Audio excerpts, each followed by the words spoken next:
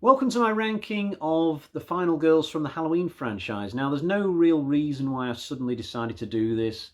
It's not like I just got done watching a whole bunch of Halloween films over Easter weekend or anything like that. In fact, I don't think I've watched any of these for a good couple of months now since I did my Halloween 2018 review, but there's still a long way to go, it feels, before we get to Halloween Kills in October. So just to fill the void a little bit, I thought I would do a random Halloween rankings, and Final Girls was the topic I decided to go for.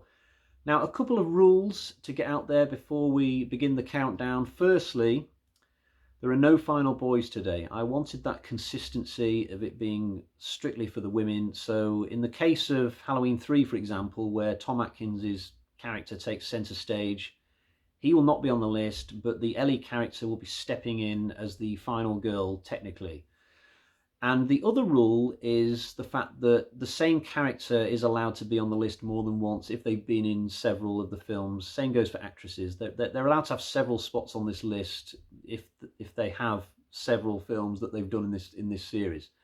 If I only allowed Laurie Strode to have one place, then it wouldn't be a very long ranking. So basically, there's going to be one spot for each film, 11 spots in total, and there's no real science or specific type of criteria that I've gone for today. It's not like I've sat down with a list of attributes and done a complicated number system or anything like that. I've literally written down the 11 participants and then moved the names around depending on which performances I enjoyed the most, which characters I think are the coolest. You know, I've just done it like that.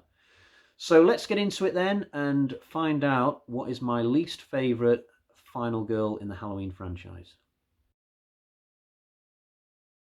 This wasn't a difficult one to place bottom for me because the 1981 version of Halloween 2's version of Laurie Strode is a complete no-show in terms of character. She spends the entire film drugged up, it feels like. And when she does get out of bed to be chased by Myers, he's having to walk extra slow, it feels like, just to give her a chance. Now, Halloween 2 is not my least favourite Halloween film by a long shot. If I was doing a ranking of the films, it would probably come sort of halfway up. But characterization is definitely this film's big weak spot, and especially its characterization of the final girl. So here we have Ellie, who we were just talking about in the introduction, and her main reason for being this low is just the fact that she's not a typical final girl in the same way that the other girls on this list are. She gets killed off screen with a good half an hour left and then becomes an android. I do like her character before then, and I like the fact that she makes a pass at the Tom Atkins character. I forget that character's name today, it's just completely gone out of my head. But the fact that she does that makes her seem a little bit less one-dimensional than if she'd just been solely focused on hunting for her father. But it's not a bad performance by Stacey Nelkin for the time that she's in the film, but she is only number 10 today. But she's at least better than the drugged up Laurie from Halloween 2, I'll give her that much. So here's my first controversial placing, I guess, because a lot of people like H2O and they like Laurie Strode in this film. H2O is my least favourite Halloween film, honestly. And one of the reasons why I don't like it is the depiction of Laurie. I just don't like the fact that she's completely miserable in this film. She's not moved on from her experience in 1978. She's alcoholic. She's arguing with her son all the time. She's just not a lot of fun in this movie. I would have preferred it if mentally she had completely moved on from the incident in 78, was all happy at the start of this film, and would just have brought back memories for us of how she was in the beginning of the 78 film, where she's just walking around with Linda and Annie and she's all happy-go-lucky.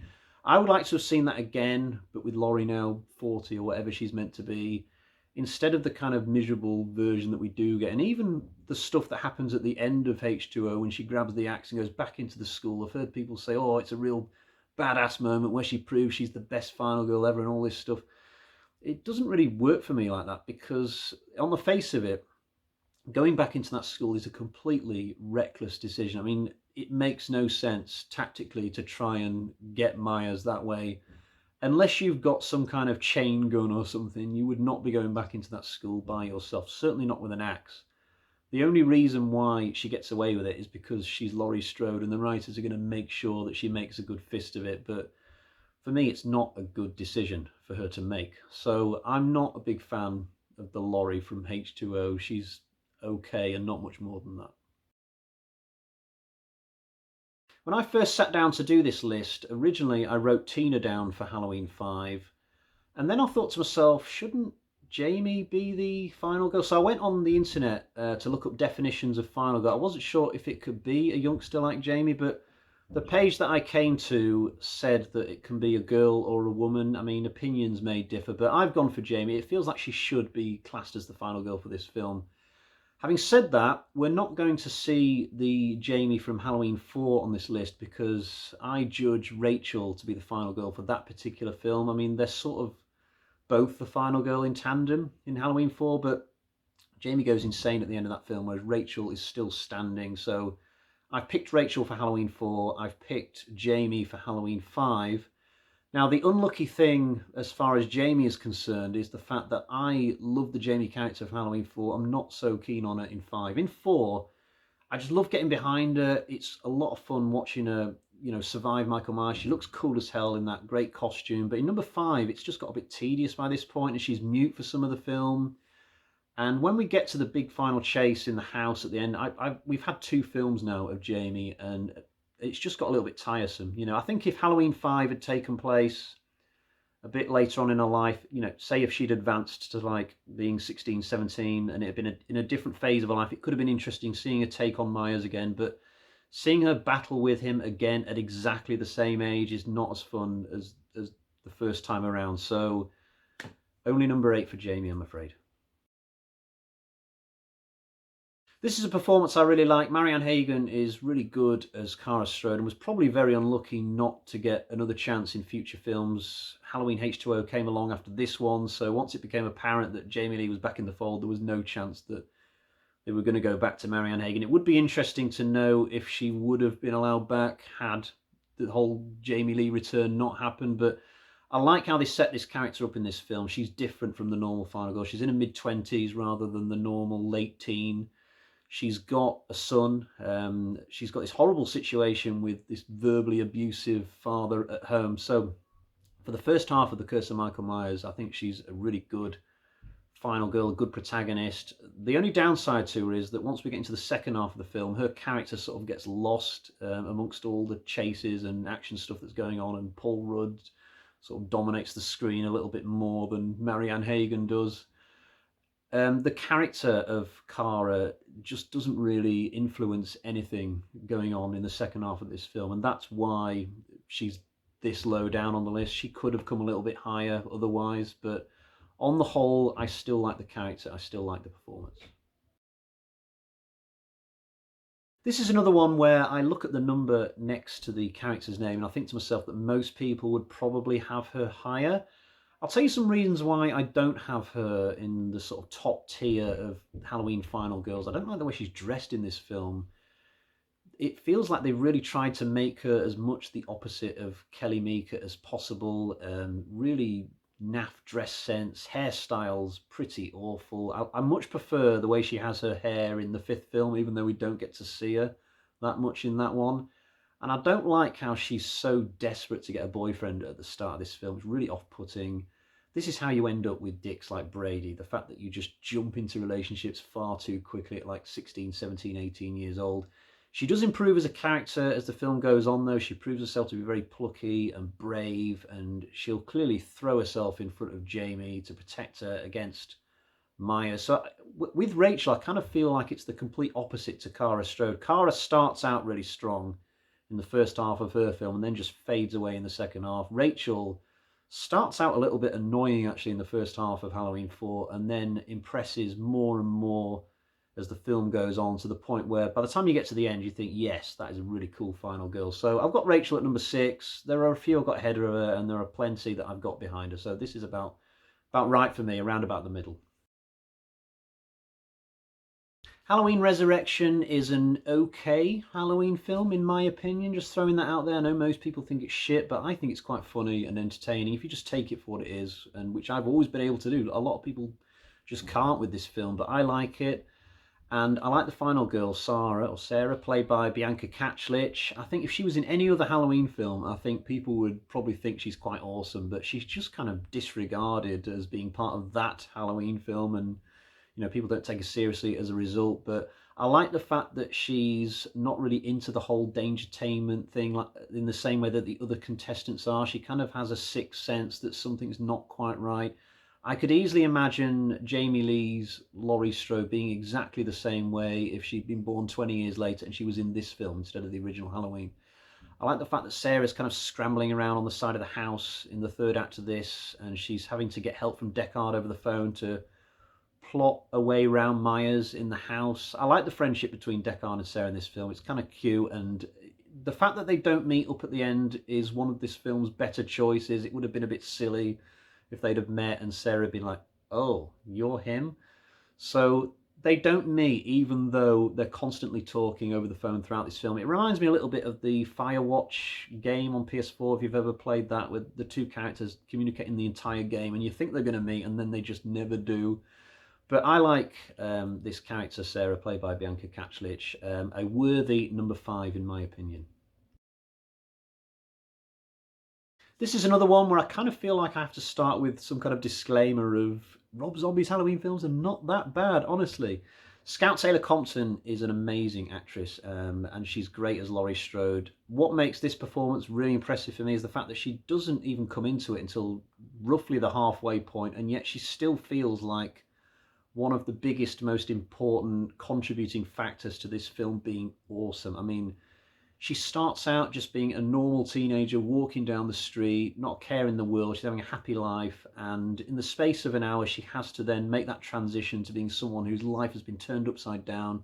She's being absolutely terrorized by this madman, and she doesn't even understand why she's being targeted. The performance is great, honestly. You have to say, objectively, that even though I prefer the Laurie Strode from the original film, just because of how classic a character that is and how many times I've watched the original Halloween, this performance from an acting standpoint in the remake is better, in all honesty. So here we have that other earlier version of Laurie. I just got done comparing to the 2007 remake version. Like I said, I think the acting from Scout Taylor Compton was stronger in the remake. I'm not saying that Jamie Lee is an inferior actress. I just think that Rob Zombie's script for the later film demanded a much stronger performance from its lead, and Scout was up to that. In the original film, Laurie's journey is a much more simplistic affair. It's only really the last 10 minutes that she realizes what's going on and gets embroiled in this life or death chase, and Jamie Lee gives it her all at that point. It's a classic performance. But even though I think the first Halloween film is by far the best film in the franchise, in terms of final girl showings, I'm only putting this one at number 3.